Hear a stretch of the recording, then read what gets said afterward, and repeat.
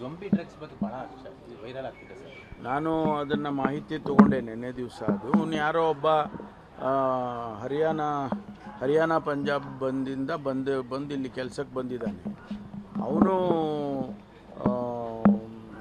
Drinks ಮಾಡುವಂಥದ್ದು ಅಭ್ಯಾಸ ಅಂತ. ಅವನು ಲಾರಿ ಡ್ರೈವರು. ಅವನು ಹಿಂದೆ ಇದೆಲ್ಲ ಪಂಜಾಬ್ನಲ್ಲಿ ಡ್ರಗ್ಸ್ ಏನೋ ಯಾವಾಗಲೂ ತೊಗೊಂಡಿದ್ದ ಅಂತ ಹೇಳಿದ್ನಂತೆ.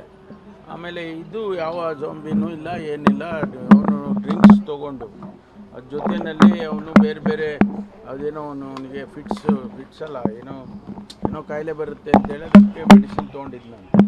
ಅದ್ರ ಜೊತೆಯಲ್ಲಿ ಡ್ರಿಂಕ್ಸ್ ತೊಗೊಂಡಿದ್ದಾನೆ. ಹಾಗಾಗಿ ಸ್ವಲ್ಪ ಅವನಿಗೆ ಇದಾಗಿದೆ, ಎಫೆಕ್ಟ್ ಆಗಿದೆ.